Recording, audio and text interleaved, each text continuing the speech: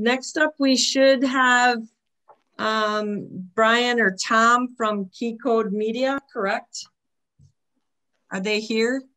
I don't know. That is correct. Tom is here. Oh, hi, Tom. Hi. How are you doing? Good. And yourself? Good, thank you. Well, you will have your half hour here coming up in just a minute. Are you the only one that will be here, or is Brian joining us as well? I think Brian's going to join the later half. He had a doctor's appointment he had to attend today for something that popped up. So okay. I will be, I'm always the one Wisconsin-based doing the installs anyway. So we'll just chat about a couple things that we've done and how we can help people during this unprecedented time.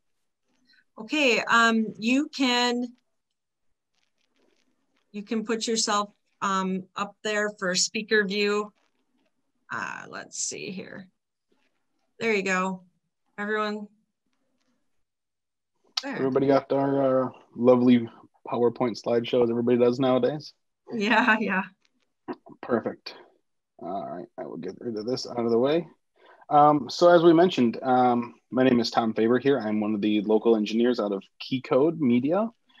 We've been around for about 7 years, based out of the Chicago area, but I moved to Chicago for Keycode and have since recently moved back to the lovely city of Kenosha, of all things. So been down here, but we have a lot of clients throughout the state of Wisconsin. And I just wanted to kind of touch base on recent stuff we've done. Essentially, proven workflows for modernizing community media, essentially keeping people ahead of technology, which is actually Keycode's tagline. So it's not what can we sell you, it's how can we make your life easier and choosing the right product for you. I believe the first presenter said it perfectly. You know, I'm not just a Ford dealer that can sell that. I will choose the correct product for you. Being the engineer side of things, if it's the cheaper option, I'm perfectly fine with that. You know, Brian's a sales guy and he'll deal with that. But again, I'm gonna come in and say, what's the problems you're trying to solve? Here's our options. Here's our good, better, best, and we can go from there. So I will keep on going here. So just a little bit about KeycodeMedia, as I mentioned.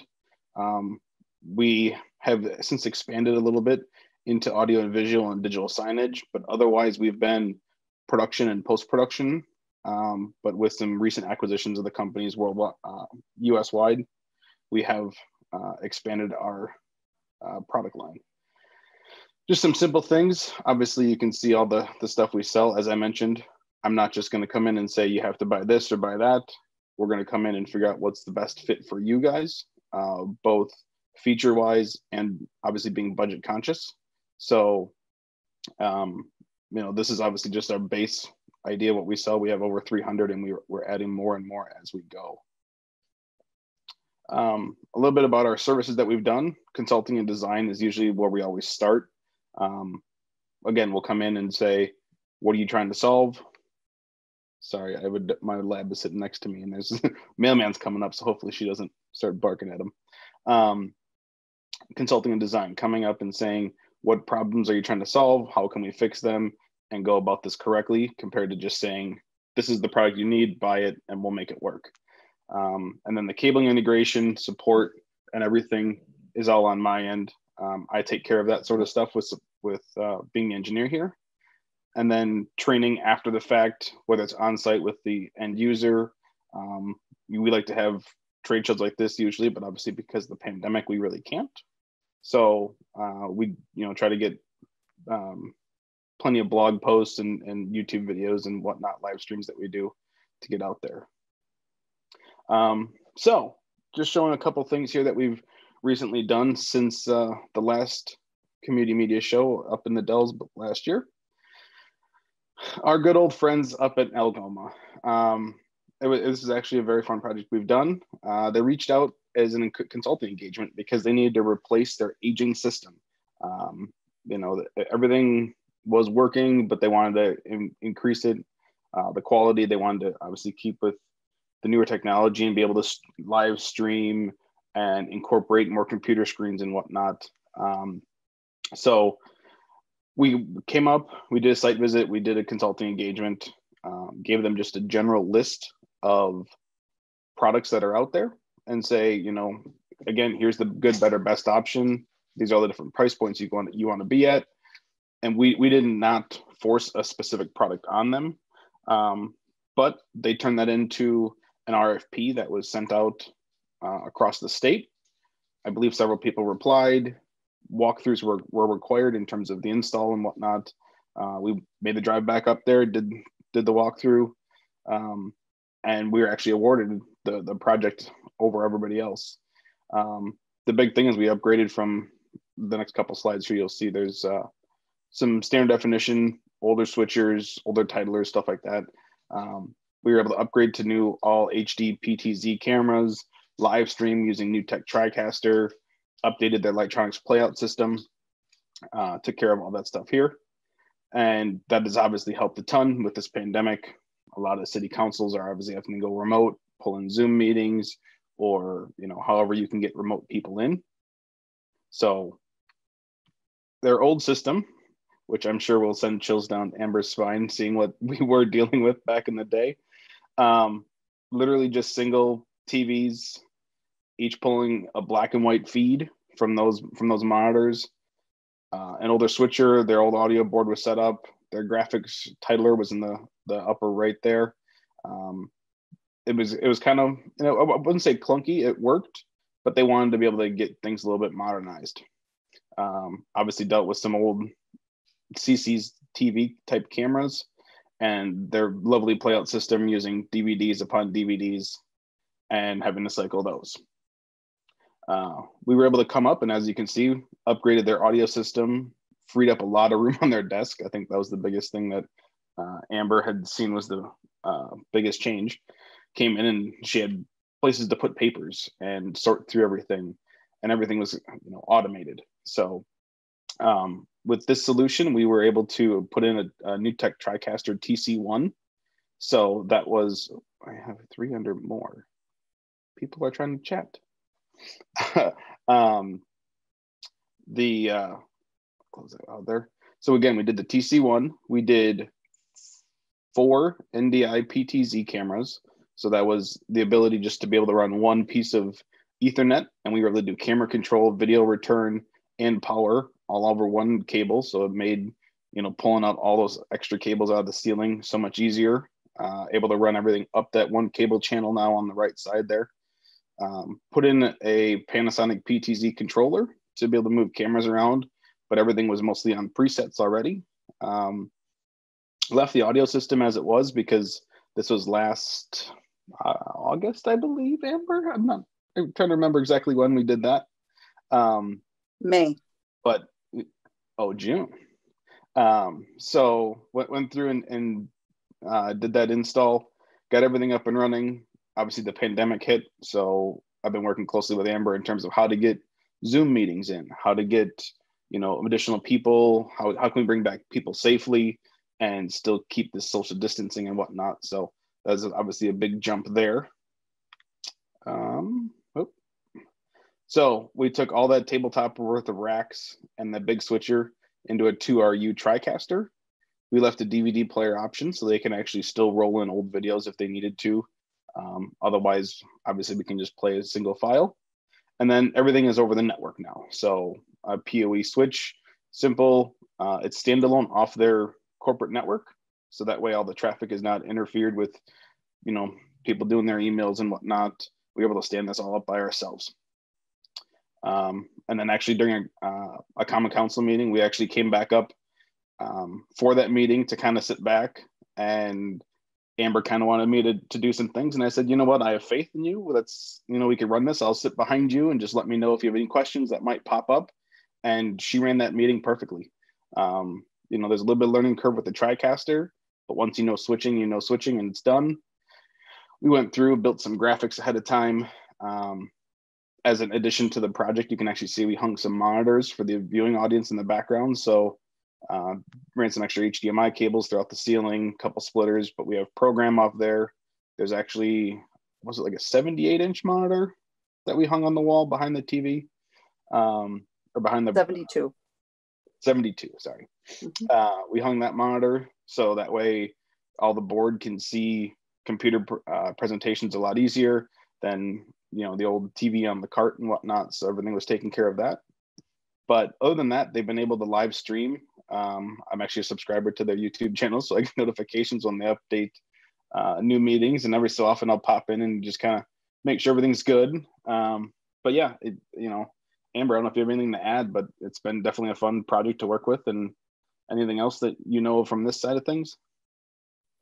So it's a great system. I absolutely love it. It is so much easier to put the titles up than the old titler was.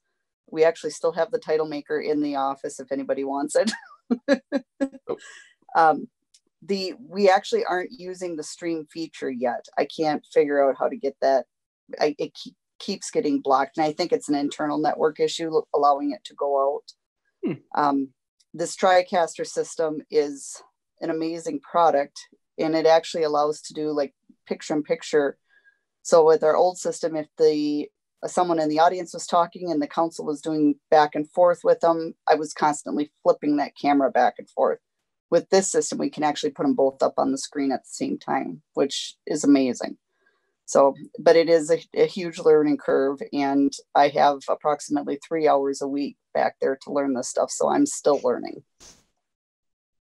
We'll touch base on that streaming thing. Usually what ends up happening is Google's constantly changing the security for YouTube streaming and whatnot. So new tech will fix it, and then Google will send out an update and it'll break everything. And then everybody starts like, hey, why can't I stream? And it's like, sorry, Google did it. Give it like a week, and then all of a sudden it'll pop back up. So as the municipal captioning we talked about, we use AJ Helos a bunch to do streaming. You'll see him later on in a project that we did local to southeastern Wisconsin. But we can also do off-board streaming that way. But again, the TriCaster lets you stream to 2 destinations. So you can stream live to Facebook, you can stream live to YouTube, you can do your local page, you can do whatever you need to with that. So, but again, that's just the simple workflow we set up here. We switched out with some Panasonic PTZ PoE cameras. So use some existing camera locations that were there, but we're able to hang these new cameras a little more unobtrusive as they're white against the white ceiling. They actually hung the wall a little bit closer, a little bit better optics on it. Again, going HD was great. And something I'm sure Nick will love to see, the Lightronics blade system that we replaced. So we replaced their old Lightronics 2x2 that was running off DVD players to the new blade system. So we have the government and the schools channel. We ran a simple NAS system off the bottom there. Files from the TriCaster can actually push directly to the NAS, and we can play files. We have a simple light switch that the previous engineer, Al, up there figured out how to go live with. So we re-put that back in there. So we can still flip a switch and go live without having to get into WinLGX and take this input or take that input. He preferred just to have that quick switch. So it still works. It's in there. So all the playout's great on that end. But so that was just some simple things about Algoma. City of West Bend, again, a different project we've worked with. They've been a client of ours for a while. Worked with them on a TriCaster TC1 as well. But the big project we did here was upgrading their playout and VOD streaming solutions. So they contacted us. We worked with actually Castus, another vendor of ours. Again, they came to us just asking what was the best option, and compared the two, and they chose to go with the Castus on this side of things. It was supposed to be just a simple pop it in and be done and over with, but we went through, and once we did the on-site visits, it ended up seeing that there was a lot of extra gear that was in place. Previous integrators would just kind of come in, put new gear in, and leave the old stuff plugged in. I mean, it was all still running. They had actually, when I came in to install the new system, they had 3 redundant playout systems still running. None of them were actually playing out. They were all powered on. They were all wired up, but there was just a mess of cables in the back trying to transfer what was what's cable here, and cables that were plugged in, but the other end was just cut and hanging there. So we talked with John over at City of West Bend there, and we were able to essentially clean out a bunch of room. And actually, I think they have some of their older equipment for sale because it's still functional, but they wanted to do some upgrades. So they do have some playout systems that are there and cameras and whatnot. So, but as you can see, their back room just had a pile of cameras on the left-hand side there. Their racks were just full of gear. Again, two playout boxes here, plenty of extra hard drives that were plugged in that were kind of running, some AJA converters that were powered on, but the output wasn't plugged in anywhere. We weren't really sure where that went or what the problem was with it.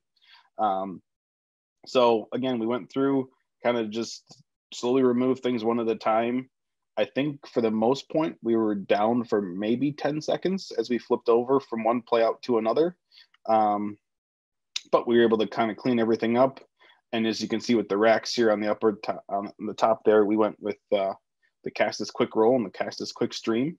The bottom wires are a little mess just because we're dealing with the pandemic and how to get school board meetings from a different building that wasn't set up for live streaming. But we were able to pull everything out, piles of gear.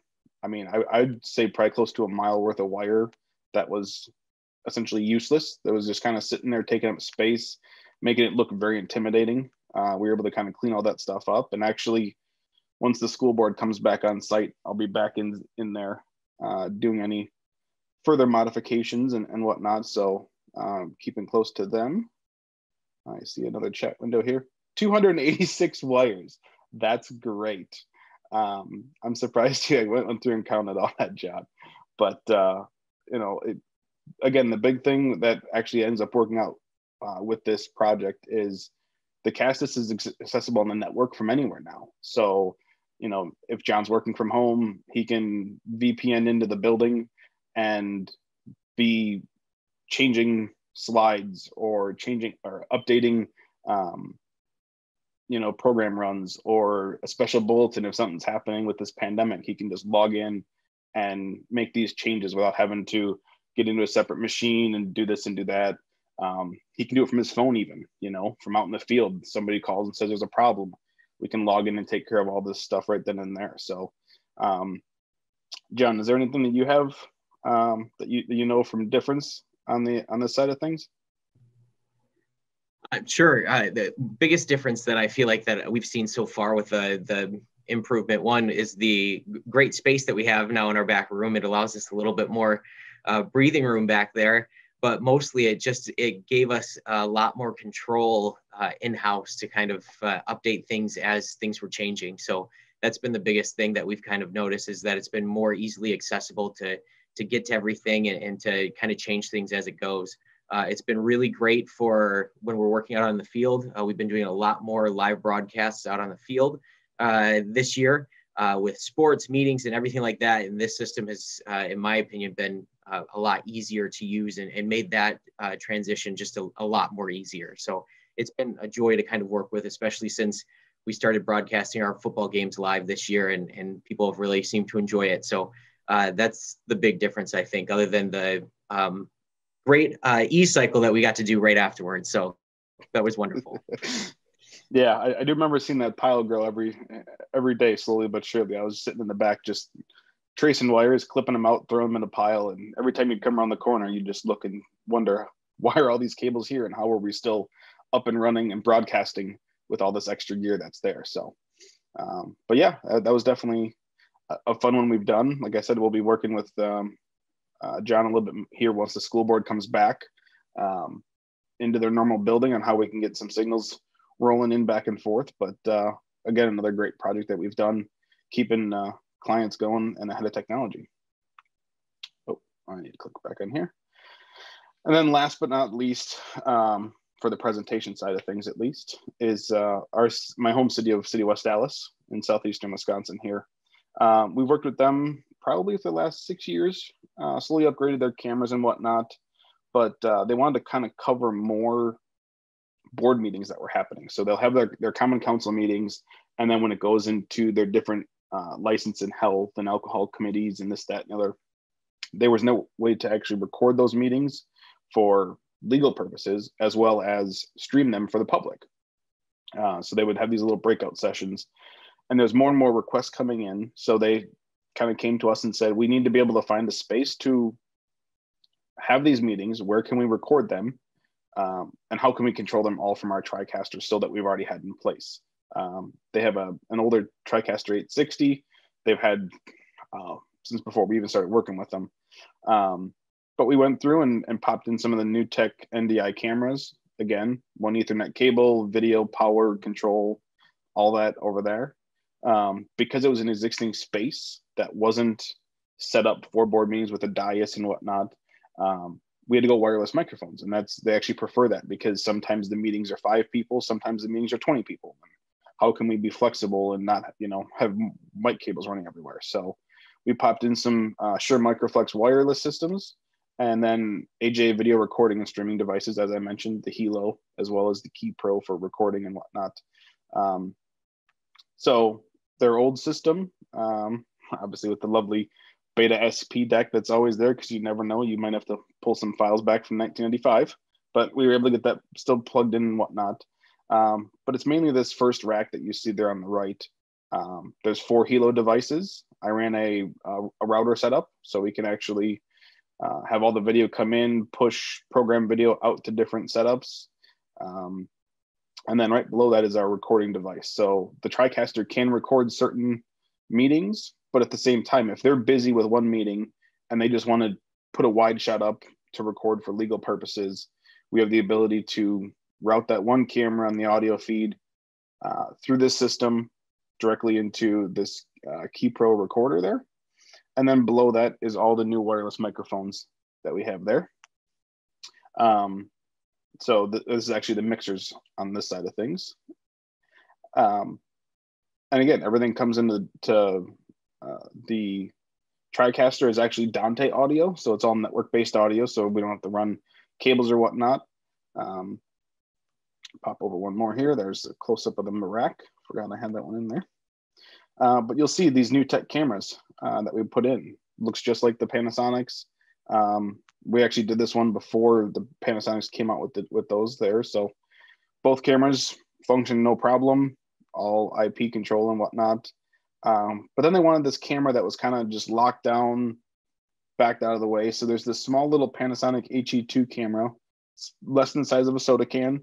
And it just kind of plugs up, and it's a wide shot and lets us kind of do a fallback without having to be real obtrusive in the way. So we were able to, work with the contractor that was there putting the ceiling actually in, because it used to be just bare cement. Got wires pulled all the way back from the networking, set up all these cameras. As you can see, it's just a pure glass room. So it was a little bit of a difficulty to have meetings with, reflections and traffic driving by glass and during the middle of the day and whatnot. But everything ended up working out according to what they wanted. And that came out here. This is our mobile wireless setup, as you can see. So it's set up on a mobile cart. 2 Ethernet cables come in, and it can go anywhere in the building, actually. So if they need to expand the upstairs microphone setup, we can roll this upstairs, and the microphones that are on those shelves actually talk to the white bases there and bring everything over the network. Fully secured, fully encrypted. I've had wireless ranges upwards of 200 feet with these. So we were able to kind of, deal with everything. We actually had some of these microphones on the outside of the glass walking around, and you were still able to hear them. So we went with mostly goosenecks. There was a couple lavalier microphones, as you'll see in the bottom left corner there. So presenters that can actually tack, microphone up on front.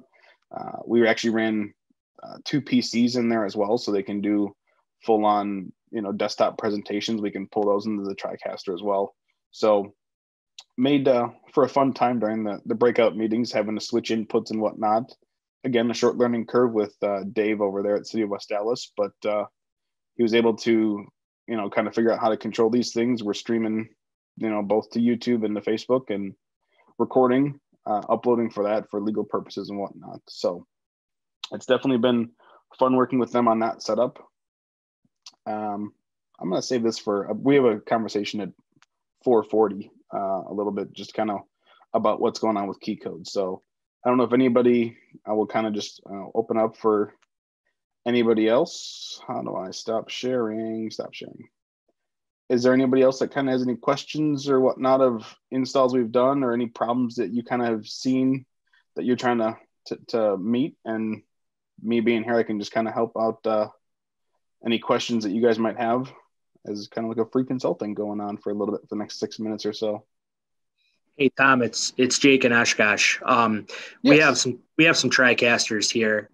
We haven't worked with you guys in the past, but obviously appreciate your knowledge on Tricasters. So you were in installs that you put in. So the Tricaster can stream to multiple profiles at once. Is that right? So you can send to you if you go ahead. The Tricaster TC1, which is the new one, or not the new one, the one that's been out for a little bit, that can stream to 2 different profiles at one time.